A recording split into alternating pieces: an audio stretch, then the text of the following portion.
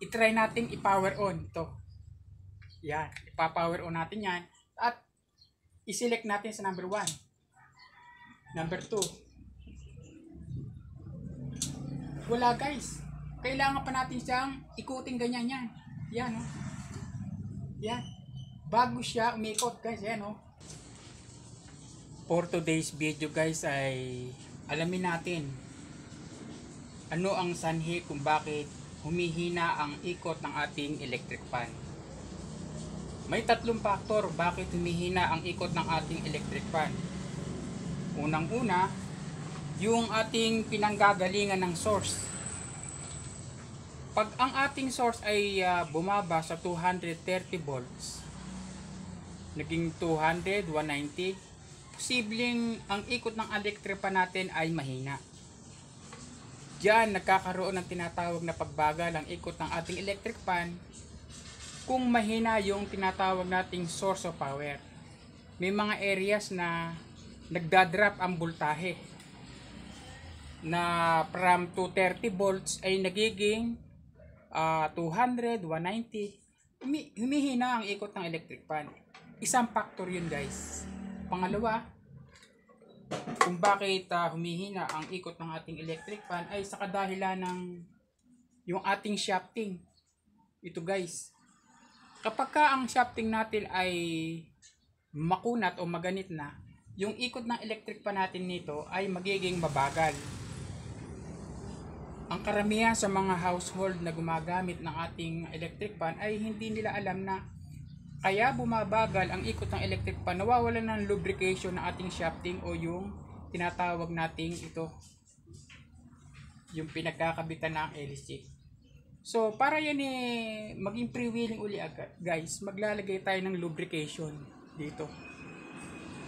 Yan ang pangalawang factor kung bakit humihina ang ikot ng ating electric fan. At ang pangatlo guys, kung bakit humihina ang ikot ng ating electric fan ay dito sa tinatawag nating starting capacitor. Sa katagalan ng paggamit natin ng electric fan, humihina ang value nitong ating starting capacitor guys. Ang value nito ay 1.5 microfarad. Ngayon sa katagalan ng paggamit natin, kuminsan yung value nito na 1.5 microfarad ay humihina. So ang nagiging bumabagal yung ikot ng ating electric fan. Ngayon katulad nito guys, yan, freewheeling siya, yan ang umiikot siya. I-try natin guys yan. I-try natin i-power on to. Yan, ipa-power on natin yan at i-select natin sa number 1. Number 2. Wala guys. Kailangan pa natin siyang ikutin ganyan yan. Yan oh. Yan. Bago siya umikot guys, yan oh. Ibig sabihin guys niyan, mahina na yung ating starting capacitor guys niyan, yan oh. Kailangan ikot pa natin ng ganyan yan oh. Yan oh. Mabagal oh. Ang possible na problema niyan guys ay mahina na yung ating starting capacitor guys. Yan oh. Oh. Napakahina ng ikot niya guys, yan oh. Mapakahina. Ngayon, i-try natin itong i-test natin itong ating pinanggagalingan ng source.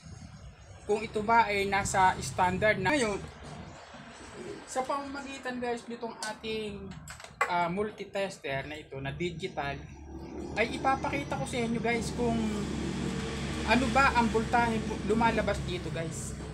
I-select natin dito sa tinatawag nating AC volts. Ayan guys, itetest natin ito kung ano ba ang voltahe pumapasok ang lumalabas sa kanya. Ayan guys oh, 231, 32 ang kanyang voltahe. Hindi siya bumababa ng 230, 231, 230, ganyan.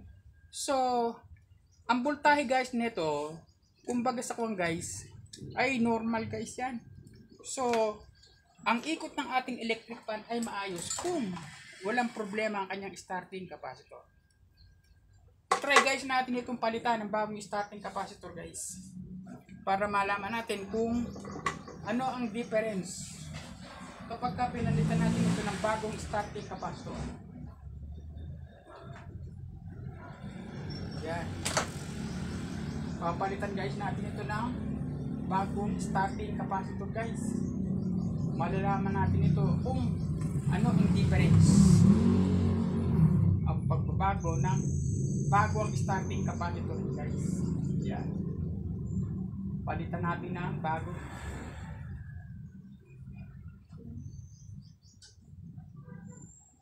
Yan guys. Lalagyan ko muna ng pansamantalang tape para noon eh hindi siya magdikit guys. Yan. So ito guys yung ating pinalitan ito.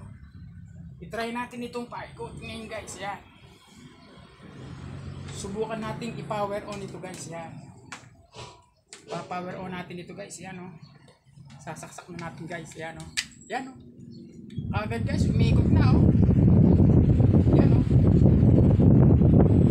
Ang lakas. Yan o. Hindi na natin kailangan pang bigyan ng tinatawag nating starting na iikot pa natin siya. Umiikot na siya. Yan o. Yan guys. Yan. Dahil sa starting capacitor, kaya humihina ang ikot ng isang electric fan. Starting muna yung power source.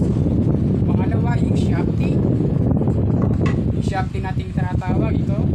At ang pangatlo yung starting capacitor. Yan, pinalitan na natin ang bago.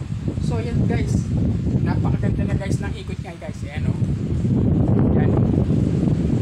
Pinalitan natin yan ng bagong starting capacitor. Yan lang guys ang kanyang problema, starting capacitor.